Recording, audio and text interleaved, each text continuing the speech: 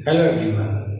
तो आज हम लोग पढ़ेंगे क्या graphical method of solution of a pair of linear equation, जो कि हमारा चैप्टर थर्ड 10th क्लास है, pair of linear equation in two variable. Already हमने लेक्चर 1 कंप्लीट कर चुका है, जो कि इसका इंट्रोडक्शन है।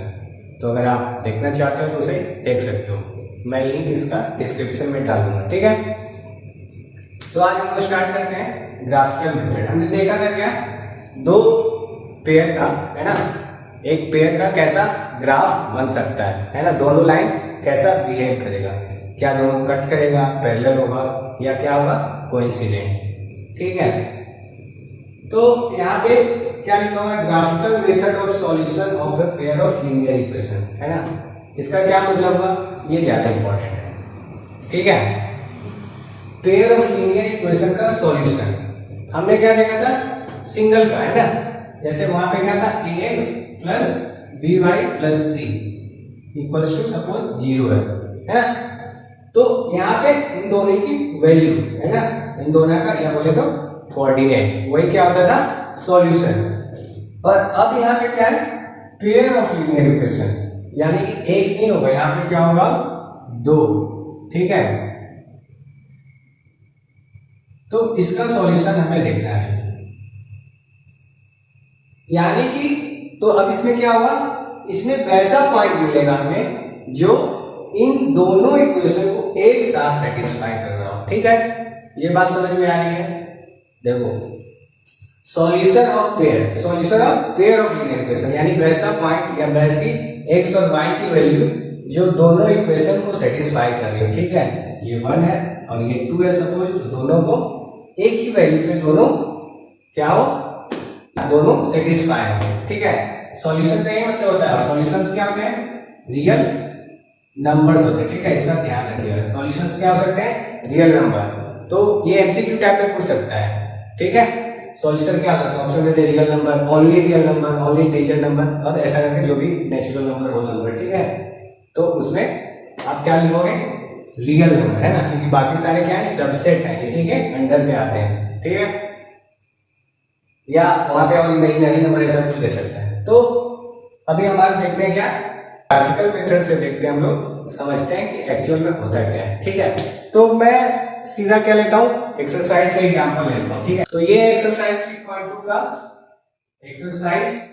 3.2 का फर्स्ट प्रॉब्लम। ठीक है, तो इसका हो सके तो क्वेश्चन में यहाँ इधर स्लाइड के ऊपर डाल दूंगा। ठीक है, तो फर्स्ट क्वेश्चन क्या होता है, कोई एक क्लास है, उसमें कितने स्टूडेंट है, नंबर ऑफ स्टूडेंट है 10।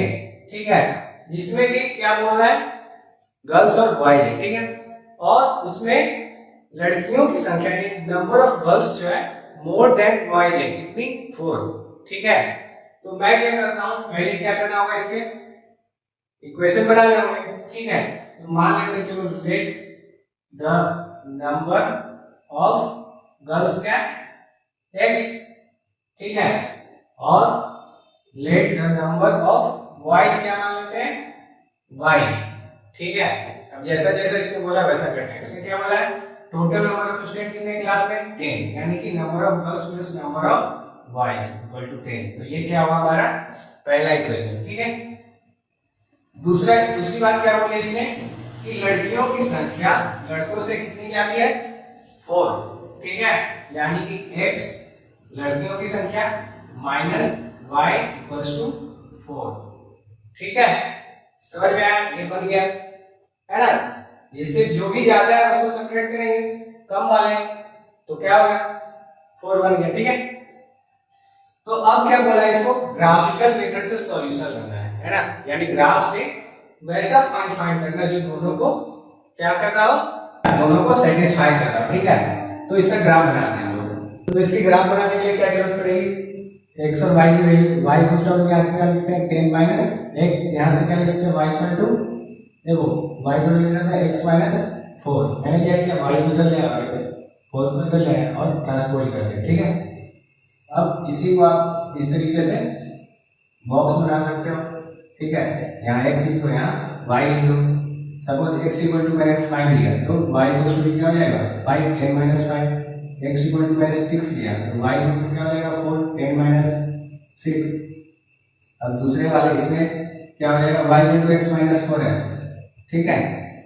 सपोज x इक्वल टू मैंने 6 लिया, ठीक है, x इक्वल टू 6, तो y इक्वल टू क्या हो जाएगा 2, x इक्वल टू सपोज मैंने 5 लिया, तो y इक्वल टू क्या हो जाएगा 1, है ना। अब क्या करते हैं, सपोज ये 1 है 2 है, एक एक करके इसकी लाइन ड्रॉ करते हैं, ठीक है। तो इसको मैं अभी इरेज कर देता हूं। तो ये वाला पॉइंट कहां पे आएगा, 5,5, देखो ये 5 है, ये अब और ये 5 है, तो ये वाला तो कहीं यहाँ पे मैच कर रहा होगा, है ना। तो ये पॉइंट क्या मिल गया 5,5, दूसरा क्या है 6,4, तो 6 कहां पे आएगा ये और 4, यानी इसके जस्ट ऐसा कहीं नीचे, ठीक है। और इन दोनों को मैच कर देंगे तो हमारा क्या मिल जाएगा लाइन, ठीक है। तो जब भी मैच करते हो तो एक पॉइंट और फाइंड कर सकते हो, या स्केल है तो स्केल से ऐसा फाइंड करो। जैसे देखो यहाँ पे क्या है y 0 और 0 एक्सट्रीम होगा, यानी इस पॉइंट से ऐसा पास हो रहा है, और ये अपोजिट यानी ऐसा कुछ पास हो रहा है, लाइन ऐसा बनेगा, हो सकता है फ्री हैंड से बनाने से ये होता है ना। तो ये पॉइंट है और दूसरा ये पॉइंट है, ठीक है। ये बन गया हमारा ग्राफ इसका x plus y equal to 10, है ना। दूसरा x minus y equal to 4, यानी y इक्वल टू क्या है x माइनस 4, तो ये पॉइंट x को लोकेट करते हैं, x इक्वल टू 6 ये और y इक्वल टू 2 यहाँ पे, ठीक है। दूसरा क्या है x इक्वल टू 5, तो y इक्वल टू 1, 5 और 1 यहीं पे होगा ऐसा, ठीक है। अब इनका जब ग्राफ बनाएंगे तो कैसा बनेगा, ये थोड़ा ऊपर आएगा, ठीक है। तो ऐसा कुछ बनेगा ग्राफ,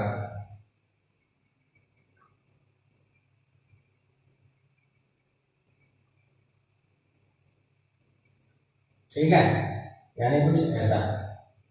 ये पॉइंट क्या है 6,2 है और ये 5,1 है, ठीक है। तो इसके सॉल्यूशन क्या होते हैं, जो ग्राफिकल मेथड से देखें तो वो पॉइंट जहां पे क्या हो ये दोनों मीट कर रहे हैं, है ना, क्योंकि सॉल्यूशन दोनों का कॉमन कब होगा, वो पॉइंट जहां दोनों सेम हो, और उस दोनों सेम कहां होंगे जहां पे दोनों एक दूसरे को इंटरसेक्ट कर रहे होंगे, है ना। यानी ये वाला पॉइंट देखो, ये एक्चुअल नहीं है ग्राफ, क्योंकि ये फ्री हैंड से बनाया गया है, ठीक है। तो अगर जो इसका एक्चुअल सॉल्यूशन फाइंड करें हम लोग तो क्या मिलेगा, x इक्वल टू 7 और y इक्वल टू 3, यानी ये वाला, है ना, कुछ यहाँ पे ऐसा कट करता हुआ अप्रोक्सीमेटली 7। तो ये पॉइंट जो आया ये क्या है, सॉल्यूशन है गिवन लीनियर पेयर के, जो क्या करेंगे दोनों इक्वेशन को सेटिस्फाई करेंगे। जब चेक करना चाहो तो चेक कर सकते हो इस पॉइंट को इन दोनों करके, 7 प्लस 3 क्या होगा 10, 7 माइनस 3 क्या होगा 4, है ना। यानी ये पॉइंट जो ये कोऑर्डिनेट जो आया 7,3 ये दोनों को सेटिस्फाई कर रहे हैं, समझ में आया। तो ये किसके एग्जांपल है, वैसे तो लाइन जो क्या कर रहे हैं आपस में इंटरसेक्ट कर रहे हैं, तो यहाँ पे क्या मिला हमें सॉल्यूशन, है ना, एक कॉमन पॉइंट मिला, वो क्या होता है वही सॉल्यूशन होता है, समझ में आ गया। तो इसी एक्सरसाइज का मैं दूसरा क्वेश्चन इसी का सेकंड बस बता दे रहा हूं, आप इसको खुद से सोल्व कर रहे हैं, ठीक है। इसमें क्या है कॉस्ट ऑफ 5 पेंसिल और 7 पेन्स दिया हुआ है, जिसका क्या है 50 और 7 पेंसिल एंड 5 पेन्स टुगेदर। तो हम लोग क्या करेंगे, पेंसिल का कॉस्ट सपोज कर लेते हैं, लेट पेंसिल कॉस्ट भी x रुपीज, ठीक है, और पेन्स का कॉस्ट क्या कर लेते हैं, मान लेते हैं क्या y रुपीज, ठीक है। उसने क्या बोला है 5 पेंसिल यानी 5 इंटू एक्स उसका कॉस्ट होगा, प्लस 7 पेन्स यानी 7y, इन दोनों को मिला के कितना है 50 रुपीज, ठीक है। और दूसरी बार क्या हो रहा है 7 पेंसिल यानी 7x और 5 पेन, ठीक है। तो इसका कॉस्ट क्या है 46। बस सिंपल हमने क्या किया, pen number of pen into उसका कॉस्ट मल्टीप्लाई कर दिया, नंबर ऑफ पेंसिल इनटू उसका कॉस्ट मल्टीप्लाई कर दिया, तो हमें ये दो इक्वेशन मिल गए। आप इसको क्या करो ग्राफ बनाओ, और जहां पे भी पॉइंट इंटरसेक्ट हो रहा है वो क्या होगा इसका सॉल्यूशन, या क्या मिल जाएगा कॉस्ट ऑफ 1 पेंसिल का कॉस्ट और 1 पेन का कॉस्ट यहां से आपको मिल जाएगा, ठीक है। वही क्या होगा सॉल्यूशन ऑफ द इक्वेशन, ठीक है, इन दोनों का। क्लियर है। तो अब मैं दूसरा क्वेश्चन दे रहा हूं जो कि आपकी एक्सरसाइज 3.2 का फोर्थ का फर्स्ट है। इसमें क्या लिखा है, x plus y equals to 5 और 2x plus 2y equals to 10 है। ठीक है, तो इसका हम लोग ग्राफ बना के देखते हैं। ठीक है, तो ग्राफ अगर जो इसका बनाओगे तो x इक्वल टू क्या हो जाएगा, सॉरी y इक्वल टू लिखते हैं, y इक्वल टू क्या हो जाएगा 5 माइनस x और 2y equal to 10 minus 2x, y equal to 10 minus 2x upon 2, या तो चाहो आप इसको कट कर दो या ऐसे ही रहने दो जैसे भी। तो ये जो कॉरेस्पॉन्ड कर रहा है इसको फर्स्ट वाले को, और ये सेकंड का। ठीक है, तो इसका ग्राफ बनाते हैं हम लोग।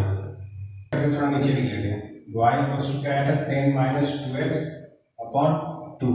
ठीक है, यही अगर जो आप 2 से डिवाइड करते हो तो क्या मिल जाएगा 5 माइनस x मिल जाएगा सेम। तो यहाँ पे वही x की वैल्यू रखते हैं और y की वैल्यू फाइंड करते हैं। ठीक है, सपोज x की वैल्यू मैंने रखा क्या 1, तो y क्या आ जाएगा 4। x की वैल्यू सपोज रखा 2, तो y की वैल्यू क्या आ जाएगी 3। ठीक है, वैसे ही सेम यहाँ पे x और y, सपोज x का 0 रखा तो y क्या हो जाएगा 5, x का 3 रखा तो y क्या हो जाएगा 2। ठीक है, अब इसको यहाँ पे ड्रॉ करते हैं। पहले इसको करते हैं 1 ये वाला है, तो 1, 4 को करते हैं, 1 ये 4 ये यहाँ पे आएगा 1, 4। ठीक है, दूसरा पॉइंट है 2, 3, 2, 3 कहां पे आएगा, ये 2 और ये 3, यानी कि यहाँ पे ये पॉइंट क्या है 2, 3 है। अब इन दोनों को मैच कर देंगे तो क्या मिल जाएगा हमारा लाइन। ठीक है, यानी कि ऐसा लाइन बनेगा इसका।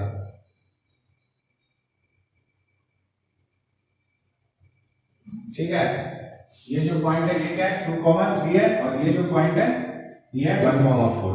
ठीक है, ओके क्लियर है। अब दूसरे का बनाते हैं अगर जो, तो ये क्या है 0,5, 0,5, तो 5 ये है 0,5। दूसरा पॉइंट क्या है 3,2, तो 3 ये और 2 यहाँ पे। ठीक है, यानी इसी पॉइंट पे मिल रहा है। ठीक है, तो अगर जब इन दोनों को मैच करो तो ये तो ऑलरेडी मैच है ना, यानी ग्राफ जो बनाएंगे सेकंड वाले का ये सेम होगा। ठीक है, कोई नया ग्राफ नहीं बनेगा उसी ग्राफ के ऊपर। समझ में आ रहा है चीज, यानी ये कैसे वाला है, कैसा इक्वेशन फॉर्म हो गया जहां पे दोनों ही एक दूसरे के ऊपर है, कोइंसिडेंट वाला है ना, कैसा कोइंसिडेंट वाला। ठीक है, तो कोइंसिडेंस में क्या होता है दोनों एक दूसरे के ऊपर है। ठीक है, यानी यहाँ पे कितने सॉल्यूशन मिलेंगे, अगर सॉल्यूशन की बात करें तो दो सारे पॉइंट्स यहाँ पे क्या है कॉमन, क्योंकि दोनों लाइन सेम ही है ना। तो इसके कितने सॉल्यूशन हो गए इनफिनाइटली मेनी सॉल्यूशन। ठीक है, और जहां पे एक ही जगह पे कट करें तो वहां पे एक सॉल्यूशन, और यहाँ पे तो सारे एक दूसरा पॉइंट एक दूसरे के ऊपर है, तो यहाँ पे इनफिनाइटली मेनी सॉल्यूशन। ठीक है, तो अब हम लोग नेक्स्ट क्वेश्चन ले रहे हैं, फोर्थ क्वेश्चन का फोर्थ नंबर। ठीक है, इसमें क्या है 2x minus of 2y minus of 2 equals to 0। ठीक है, इसी को क्या लिख सकते हैं आप x minus y minus 1 equal to 0। ठीक है, और यहाँ पे लिखेगा जो y इक्वल्स टू, तो क्या हो जाएगा y यहाँ जाके x माइनस 1। ठीक है, और इसका बॉक्स बना लो तो क्या हो जाएगा x और y, x equal to suppose मैंने 1 रखा तो y क्या हो जाएगा 0। ठीक है, और x इक्वल टू 0 रखा तो y क्या हो जाएगा -1। दूसरा क्या है, इसी का एक और यहाँ पे क्या दिया है 4x minus of 4y minus of 5 equals to 0। तो यहाँ से अगर जो y फाइंड करोगे तो क्या मिल जाएगा y ये यहाँ पे जाएगा तो हो जाएगा 4x माइनस 5 और देन 4 से डिवाइड। ठीक है, और इसके पॉइंट्स फाइंड करें। ठीक है, x y लिखे तो क्या आएगा x इक्वल टू सपोज 0 रखा तो y आएगा -5/4, x इक्वल टू 1 रखा तो क्या आएगा 4 माइनस 5 माइनस 1 अपॉन 4। ठीक है, अब इसी को इस ग्राफ पे लोकेट करेंगे पॉइंट को 1, 0 कहाँ पे होगा x इक्वल टू 1 ये है, और यहीं पे y क्या होता है 0, यानी ये पॉइंट क्या है 1, 0। दूसरा क्या है 0, 1, यानी x 0 और y -1 वो कहाँ पे होगा यहाँ पे, ठीक है, यानी 0 कॉमा ये -1। और इस वाले इक्वेशन से अगर जो फाइंड करें तो 0 कॉमा -5/4 का होगा यहाँ पे होगा, ठीक है। और दूसरा 1 कॉमा -1/4 वो कहाँ पे होगा, ये यहाँ पे होगा। ये पॉइंट काफी क्लोजली लोकेटेड है तो इसमें थोड़ी सी दिक्कत होगी देखने में, ठीक है। ये पॉइंट मैं इसको साइड में लेता हूँ, क्या ये है ये क्या है 1 कॉमा -1/4 और ये पॉइंट क्या है -0 कॉमा -5/4, ठीक है। तो अगर इनको मैच करो तो कैसा ग्राफ बनेगा, देखो ये कुछ ऐसा, और इनको मैच करें तो कैसा बनेगा,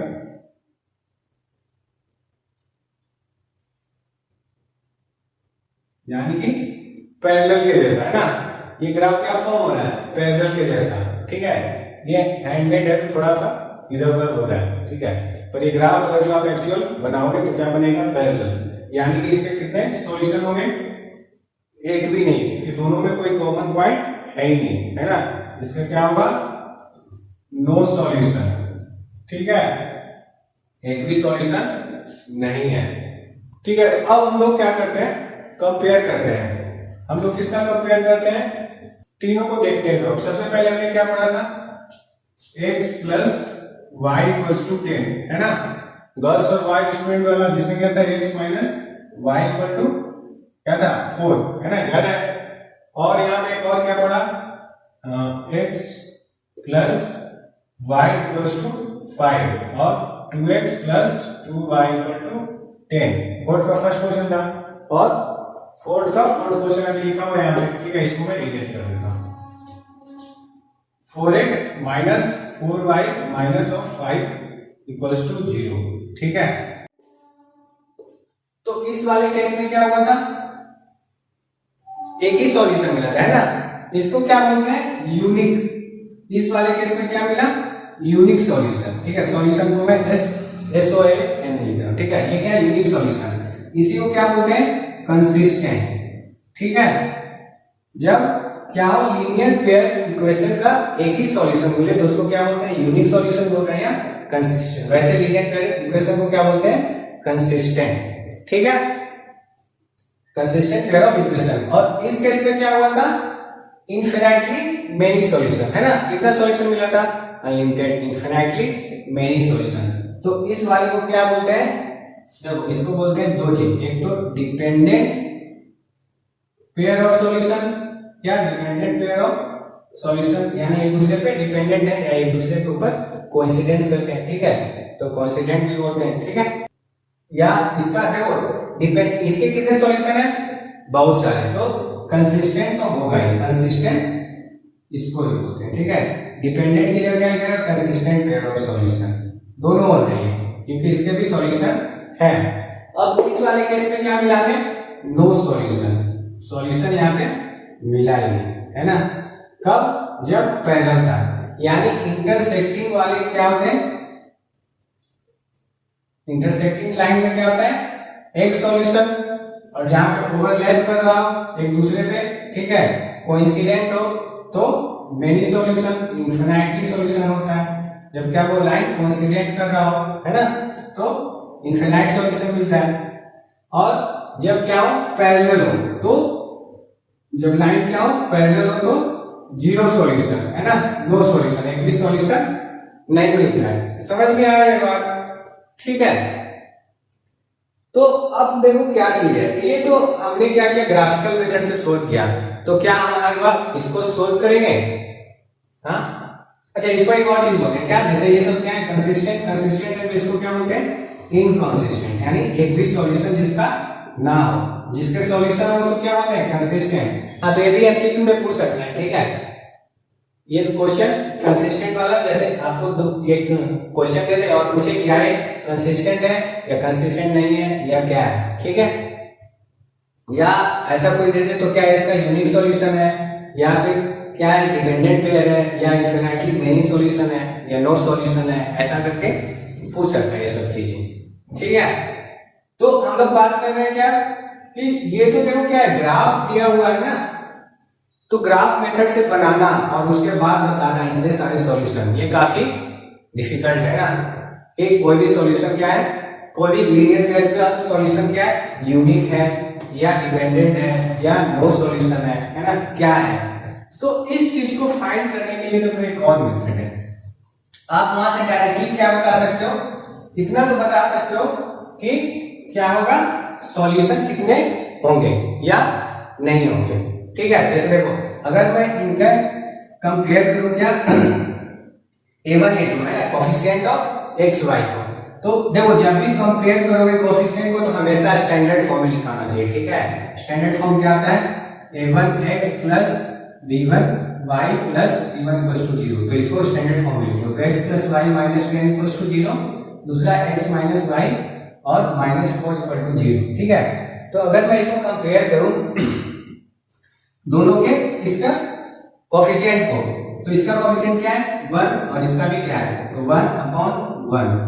y का कोफिशिएंट क्या है +1, इसका भी 1 है और अपॉन -1 है ना। तो ये क्या है, इसको क्या लिख सकते हो आप -1/1 है ना। तो ये क्या है, आपस में इक्वल नहीं है। और अगर मैं c का लिखूं c1 c2, ठीक है, यानी कि कांस्टेंट टर्म तो -10 अपॉन -4, ठीक है, यानी कि क्या 10/4 है ना, ये भी आपस में इक्वल नहीं है। अब मैं क्या करूंगा, इसको इस वाले इक्वेशन को स्टैंडर्ड फॉर्म में लिखूंगा। क्या होगा, x plus y minus 5 equals to 0 और दूसरा 2x plus 2y minus 10 equals to 0 है ना। अब क्या करूंगा, मैं इनके कोफिशिएंट को कंपेयर करता हूं ना, रेशियो के। जैसे इसका x का क्या कोफिशिएंट है, यहाँ पे 1 और दूसरे वाले का 2, यहाँ पे क्या है 1, यहाँ पे क्या है 2, ठीक है। और इसका कंपेयर करूं तो -5 बाई -10, ये क्या हो जाएगा 5/10 हो जाएगा, माइनस माइनस कैंसिल, और अगर जो कॉमन फैक्टर भी डाले तो 1/2, यानी कि आ गया यहाँ पे 1/2 1/2 और 1/2 है ना। तीनों ही क्या है, तीनों यहाँ इसके कोफिशिएंट का रेशियो, x के कोफिशिएंट, y का कोफिशिएंट और कांस्टेंट टर्म का रेशियो सारे क्या है, आपस में इक्वल आ रहे हैं। ठीक है, इस केस में देखो ये तो ये ऑलरेडी क्या स्टैंडर्ड फॉर्म में लिखा हुआ है ना, तो इसके कंपेयर करूं तो 2/4, ये 2/4 है ना, माइनस है, ठीक है, माइनस लिख देता हूं, यहाँ -2/5 है।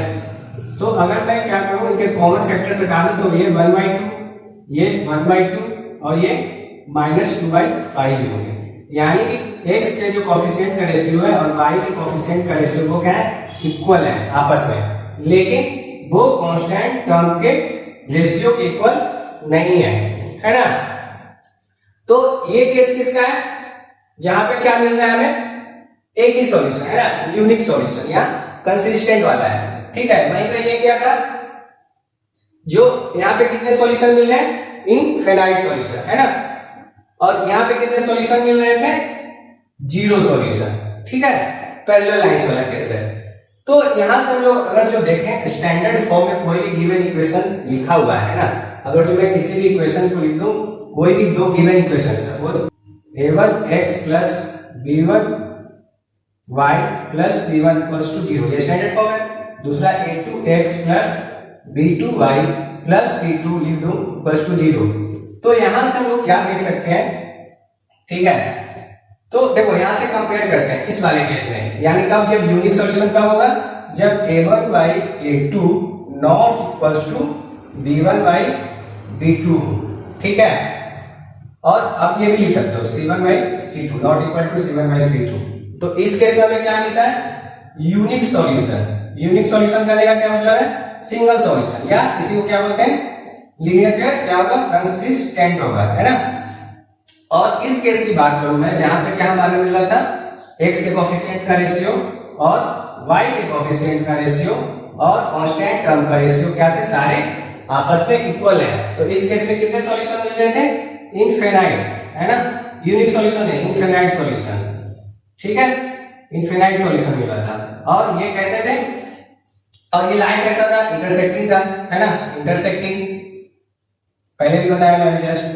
और ये कैसा लाइन था, पैरेलल था। और इसको दूसरा, इसको भी क्या बोलते हैं हम लोग,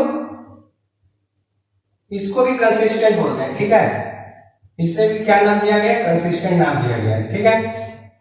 और अगर मैं तीसरे केस की बात करूं तो यहाँ पे क्या था, x के कोफिशिएंट का रेशियो और y के कोफिशिएंट का रेशियो इक्वल था आपस में, लेकिन ये किसके इक्वल नहीं था, C1/C2 यानी कांस्टेंट टर्म के रेशियो। तो इस केस में क्या था सॉरी ये पैरेलल नहीं है, ये क्या था, ओवरलैपिंग वाला, ओवरलैपिंग है ना, ओवरलैपिंग हुआ। इस केस में क्या होगा, पैरेलल होगा, ठीक है। इस केस में क्या होगा, पैरेलल, पैरेलल होगा तो नो सॉल्यूशन या जीरो सॉल्यूशन, है ना, कोई भी सॉल्यूशन इस केस में नहीं मिलेगा, ठीक है। इसको क्या बोलते हैं, इनकंसिस्टेंट, यानी एक भी सॉल्यूशन हमें ये नहीं दे रहा है, ठीक है। समझ में आ रहा है चीज। तो अब आप किसी भी given linear pair of equation को देख के बता सकते हो कि वो क्या है, यूनिक सॉल्यूशन, सिंगल सॉल्यूशन होगा या इंटरसेक्टिंग होगा, ठीक है, या इनफिनाइटली सॉल्यूशन होगा, इनफिनाइट सॉल्यूशन होगा या जीरो सॉल्यूशन होगा। कैसे, उनके कोएफिशिएंट को कंपेयर करके। देखो ये कंपेयर करने की जरूरत भी नहीं है, ठीक है, क्योंकि ये क्या है, सिर्फ इस केस के लिए जैसे ही a1/a2 not equal to b1/b2 होता है, तो ये दोनों केस में देखो है नहीं, यानी ये केस जैसे ही आता है तो आप डायरेक्टली क्या बोल सकते हो, यूनिक सॉल्यूशन होगा, C1/C2 को देखने की जरूरत ही नहीं है, ठीक है। समझ में आ रहा है चीज, क्लियर है। तो ये तो हुआ देखो कब, जब रियल नंबर हो, है ना, जब रियल नंबर हो तो क्या होता है, सॉल्यूशन सारे सॉल्यूशन क्या होते हैं, रियल होते हैं, ठीक है। तो अगर जो सपोज क्या हो, हमारा सॉल्यूशन क्या मिले, √2/3, √2, √3 ये सब, है ना। तो इसको अगर जो आप ग्राफ से सॉल्व करोगे, है ना, ग्राफ पे, तो इसको रिप्रेजेंट करना क्या होता है, थोड़ा मुश्किल होता है, ये बहुत मुश्किल होता है, क्योंकि क्या होता है, इसकी एग्जैक्ट वैल्यू हमें पता नहीं होती है। तो इस केस में हम इसको ग्राफ से सॉल्व कर सकते हैं क्या, नहीं, है ना। ग्राफ पे सॉल्व करना क्या होगा, हमारे हैंड प्रैक्टिस से बहुत ही मुश्किल होगा। हाँ, कंप्यूटर वर्क से हो सकता है, पर हमारे हैंड से क्या होगा, काफी मुश्किल होगा। तो इसको हम लोग किस तरीके से सॉल्व करेंगे, सपोज इस टाइप का अगर जो इक्वेशन बनता है, जैसे मान लो यहाँ पे दिया है x + y = 2√3, है ना, और x - y = 4√3। तो इस टाइप के क्वेश्चन को कैसे सॉल्व करेंगे, इसको ग्राफ से सॉल्व करना काफी लेंथी होगा, तो इसको हम लोग कैसे सॉल्व करेंगे, अलजेब्रिकली, है ना। तो अलजेब्रिकली सॉल्व करने के 3 मेथड है, जिसको हम लोग पढ़ेंगे नेक्स्ट क्लास में, ठीक है। ये समझ में आ गया, ये क्लियर है। यानी कि क्या हमने पढ़ा, जब भी दो गिवन लीनियर पेयर इक्वेशन है तो a1/a2 यानी x के कोएफिशिएंट का रेशियो और y के कोएफिशिएंट का रेशियो अगर जो इक्वल नहीं है तो लाइन क्या होगा, इंटरसेक्टिंग, उसी को क्या बोलते हैं, यूनिक सॉल्यूशन, या दूसरा कंसिस्टेंट। ऐसे लीनियर पेयर क्या होंगे, कंसिस्टेंट होंगे। और दूसरा क्या है, जब a1/a2 यानी x के कोएफिशिएंट का रेशियो, y के कोएफिशिएंट का रेशियो और कांस्टेंट टर्म का रेशियो तीनों इक्वल हो, ठीक है, आपस में तीनों इक्वल हो, तो ऐसे में क्या मिलता है हमें, कितने सॉल्यूशन, इनफिनाइट मेनी सॉल्यूशन। और लाइन कैसा होता है, ये आपस में ओवरलैपिंग, है ना, या कोइंसिडेंट जिसको बोलते हैं। और इसी को क्या, इसको भी क्या बोलते हैं, कंसिस्टेंट ही बोलते हैं, ठीक है। तो इसमें कंफ्यूज नहीं होना है। और जब क्या x के कोएफिशिएंट का रेशियो और y के कोएफिशिएंट का रेशियो इक्वल हो, लेकिन कांस्टेंट टर्म का रेशियो इन दोनों के रेशियो के इक्वल ना हो, तो ऐसे में क्या होता है, ये लाइन पैरेलल होते हैं और यहाँ पे सॉल्यूशन एक भी नहीं मिलता है ना, जीरो सॉल्यूशन। और इसी को क्या बोलते हैं, इनकंसिस्टेंट, है ना, यानी कि जीरो सॉल्यूशन, ठीक है। तो फिर मिलते हैं हम लोग नेक्स्ट वीडियो में।